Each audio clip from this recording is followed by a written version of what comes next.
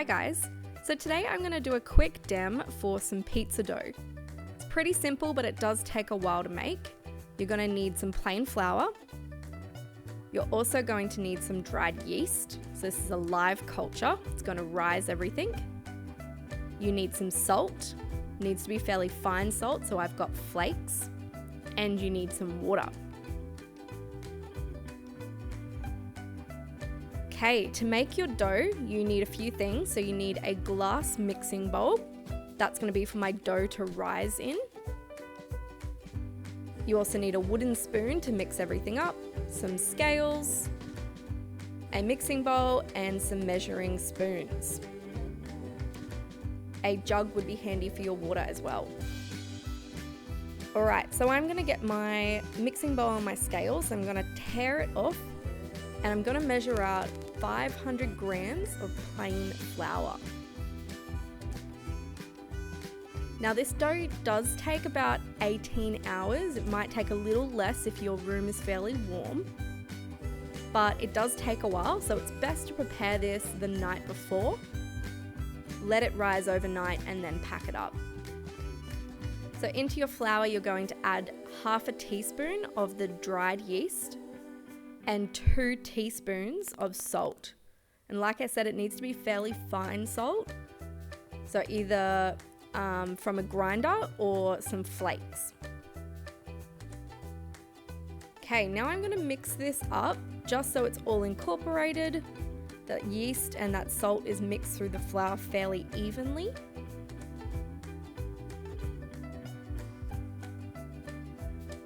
And I'm going to start to make a bit of a well in the center as well. This is where I'm going to pour my liquid in. So I've got 1.5 cups of lukewarm water. So that's water that feels like bath water. It's not too hot, but it's not cold. And that warm water is actually going to start activating my yeast.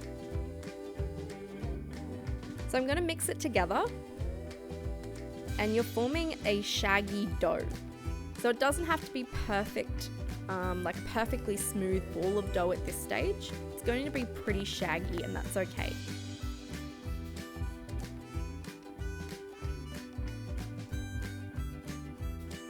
Now this dough doesn't need to be kneaded, but I am going to slightly bring it together into a ball on my bench. So I've got a clean bench and I'm just flouring it with about a tablespoon of extra plain flour. And I'm going to tip that shaggy dough out onto the bench. Now I'm not really kneading it, I'm just kind of patting it together into a ball, making it a little bit more neater.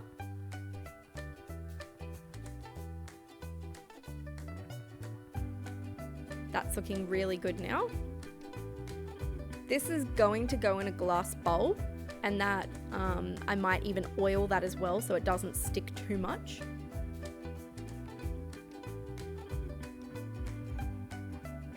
Okay, so I've got my glass bowl. I'm going to put a little drizzle of olive oil in that and just move it around, coat the inside of the bowl so that the dough doesn't stick too much.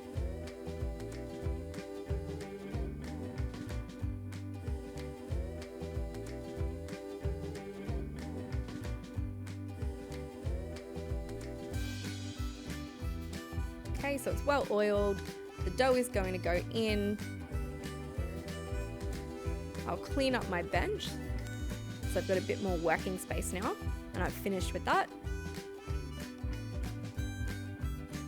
Alrighty, so this dough is going to be set aside, and like I said at the start, for about 18 hours, so a pretty long time, and it's going to rise all the way up, and it's going to get nice and bubbly. So what I'm going to do is cover it with some Glad wrap, and I'm going to pop it in a slightly warm, dry place. And I'm just going to leave it.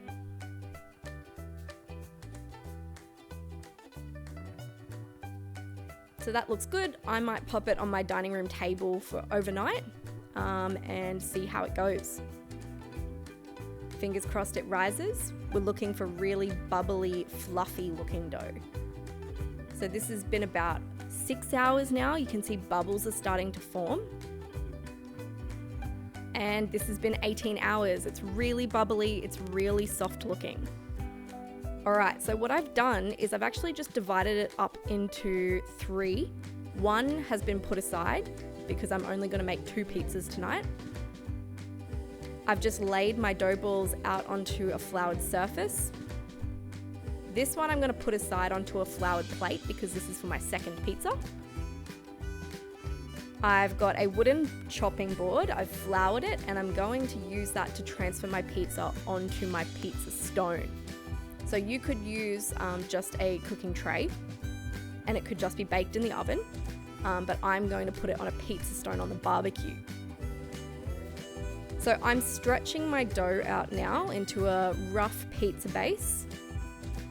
Whatever you do, do not use a rolling pin. You have just spent 18 hours making the most beautiful fluffy dough. You need to stretch it. You don't want to roll it and compress all those air bubbles. So I'm just gently pulling. I'm doing this very slowly so I don't break any holes. What I'm going to do then is I'm actually just going to transfer it very gently to this wooden board that I've floured. I can reshape it again. It doesn't have to be a perfect circle. Most wood-fired pizzas aren't perfectly shaped. Now what you're looking for is that you can shake it and that pizza dough actually slides around. If it doesn't and it sticks in any part, you just lift it up, sprinkle a little bit more flour, and you're good to go. Now for my sauce, I just have some whole peeled Italian tin tomatoes. That's what I like to use. I add about 1/4 of a tin per pizza.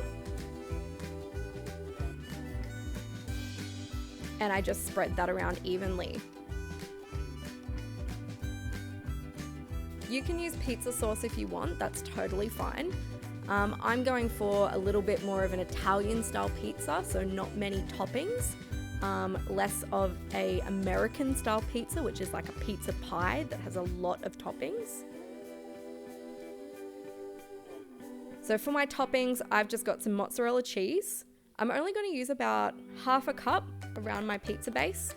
I don't want to overload it. So I'm just going to blob that around.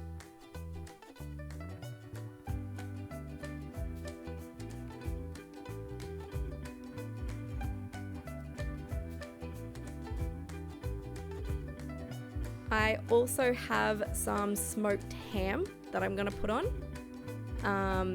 Again, I don't actually use a lot of it. I only use 1 or 2 slices and I just rip it up and place pieces around the pizza.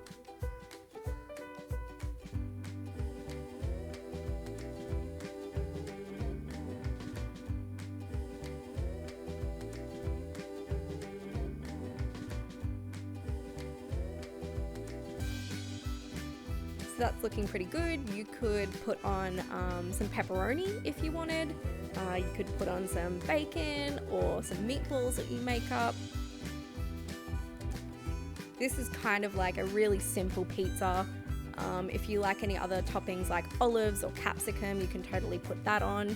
I'm gonna put some marinated artichokes. I really like them on pizza, and I'm cooking at home and I'm cooking for me, so I'm gonna put them on.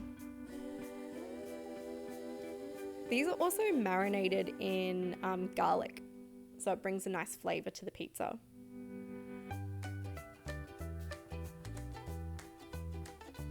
If you haven't tried marinated artichokes, I really suggest you do. They are delicious.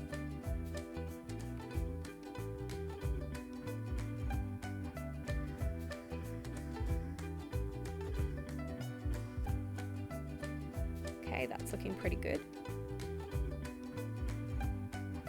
Mushrooms would be really, really nice on this as well. You could slice some up and put some mushrooms around. Okay, so for a little bit of extra flavor, I also have some finely diced garlic. So I'm gonna sprinkle that around. So I think garlic, artichokes, ham, cheese, and fresh tomato, I think that's gonna be a really, really delicious flavor combo. And the last thing, my favorite thing, chili. So if you don't like heat, you don't have to put these on, but I absolutely love heat. So I'm going to sprinkle some dried chili flakes around my pizza. And that is pretty much it. So I've got a barbecue with a pizza stone on that's been heating up for about half an hour now. So I'm gonna take this pizza out. Okay, welcome to my balcony. I'm gonna transfer this pizza onto a pizza stone. So I'm gonna shake my paddle to remove it.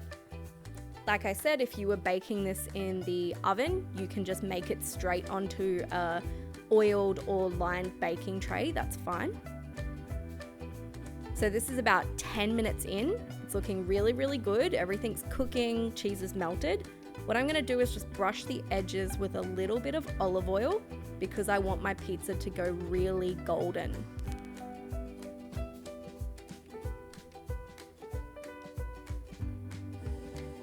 Okay, and I'm gonna let it cook for about another 5, maybe 10 minutes. I'll check it in 5.